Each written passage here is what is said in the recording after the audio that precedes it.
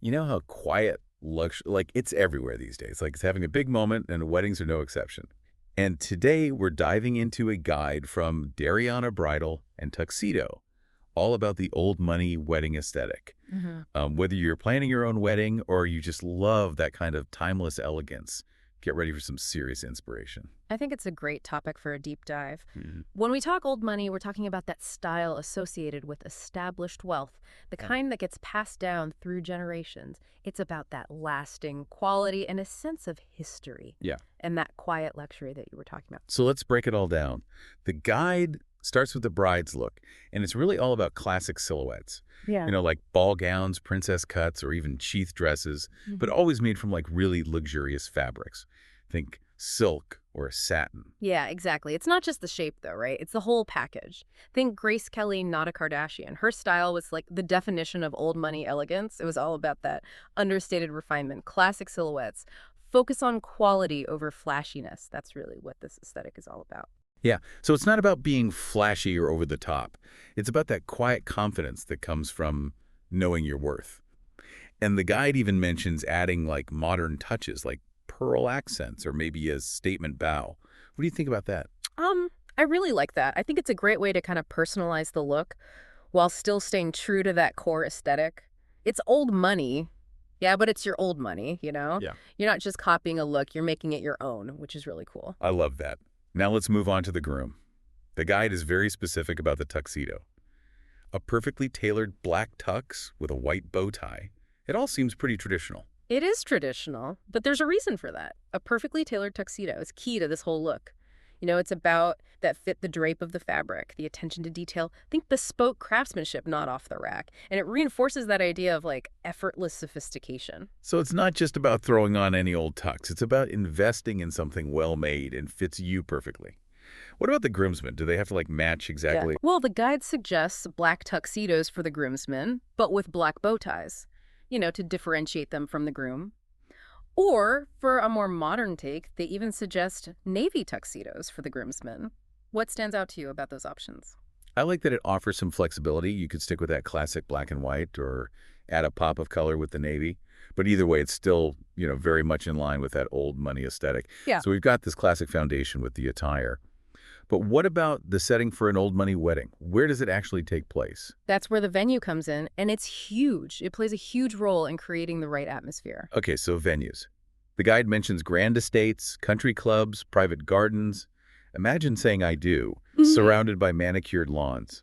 Historic architecture, maybe even a fountain or two. And don't forget about those destination wedding locales that they mention. Palm Springs, Lake Como, the British Virgin Islands, places that just ooze old money charm, with a touch of jet set glamour, of course. Right.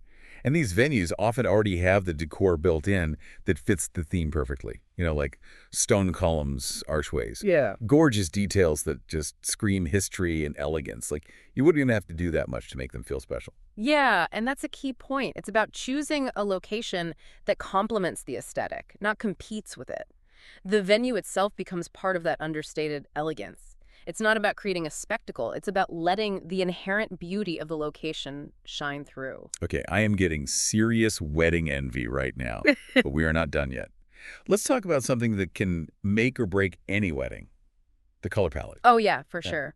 The guide really emphasizes colors that complement, not compete. They suggest sticking with neutrals like ivory and champagne, or muted pastels, or even classic monochrome, like with black or navy accents. What do you think about those choices? I usually love a bright color, but I can totally see how those softer shades create a really elegant, almost like ethereal feel. It's like they're whispering instead of shouting. Exactly. It's all about that understated elegance, creating a sense of balance and refinement, letting the quality of everything just speak for itself. That makes sense. So we're going for a sophisticated, understated vibe with the colors. What about the flowers? Are we talking like cascading bouquets and elaborate centerpieces? Actually, the guide suggests keeping it simple and lush, with classic blooms like roses, peonies, and hydrangeas.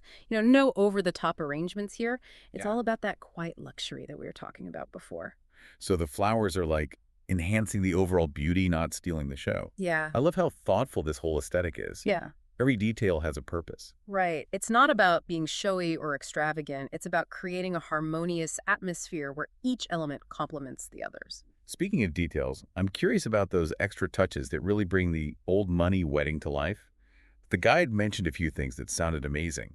Oh, they did. Get ready for some serious inspiration. They suggest a string quartet for that elegant ambiance vintage cars, for a touch of old world charm and calligraphy invitations for a personal and sophisticated feel. Hold on. String quartet, vintage car, and wait, they said calligraphy invitations? This is giving me serious Bridgerton vibes. And of course, no old money wedding would be complete without an elegant tiered cake. It's a classic for a reason. Timeless, beautiful, and always impressive. I'm picturing a stunning cake adorned with like delicate sugar flowers or maybe some intricate piping. It'd be like the perfect centerpiece for the dessert table. Exactly. It's all about those subtle details that create a cohesive and refined atmosphere. But it's important to remember that old money doesn't have to mean outdated or stuffy. The guide encourages readers to make this aesthetic their own. Yeah, they mentioned Pinterest as a great starting point to kind of explore different interpretations, which I love because it means you can take these classic elements and give them like a modern twist. You don't have to feel like you're stuck in the past. That's key. It's about finding that balance between tradition and personal expression. You can draw inspiration from the past, but still create a wedding that feels unique and authentic to you.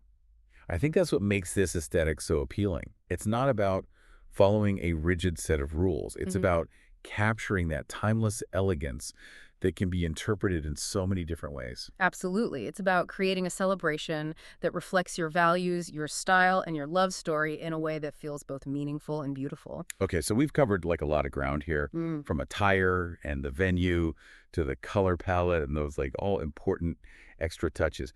But here's the question. Is the old money wedding aesthetic just like a fleeting trend, or does it tap into something a little bit deeper? What do you think? That's a really interesting question. I think in a world of, fast fashion and constantly evolving trends, this aesthetic offers a refreshing sense of timelessness.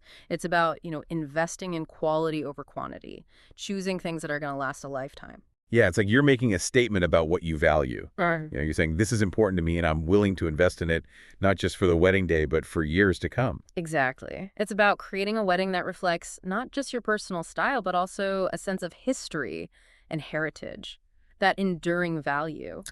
It makes me wonder if it goes beyond just weddings. And maybe it's a reflection of like a larger cultural shift, a desire for something more meaningful and lasting in a world that often feels very temporary. Yeah, I think you're right. Maybe this aesthetic is resonating with people because it represents a return to those core values, craftsmanship, quality, and a sense of tradition. It's like taking the best of the past and bringing it into the present, creating something that feels both classic and contemporary. Totally. And like we see it doesn't have to be stuffy or outdated at all. You can take these classic elements and give them a modern twist. Make them your own. Well, this has been such an eye-opening deep dive. We've explored the key elements of the old money wedding aesthetic, from those gorgeous gowns and the perfectly tailored tuxedos to the stunning venues and the subtle color palettes. It's all about creating a celebration that feels elegant, timeless, and truly unforgettable. And it's not just about the visuals either. It's about the values behind it, that quality and craftsmanship and sense of enduring style. So whether you're planning your own wedding or just love this elegant aesthetic, I really encourage you to explore it further. Maybe create a Pinterest board, do some research, see how you can bring these timeless elements into your own life. And as you do think about what resonates with you most about this aesthetic, how do you see it evolving in the future? Share your thoughts and let's keep this conversation going. Until next time, keep diving deep.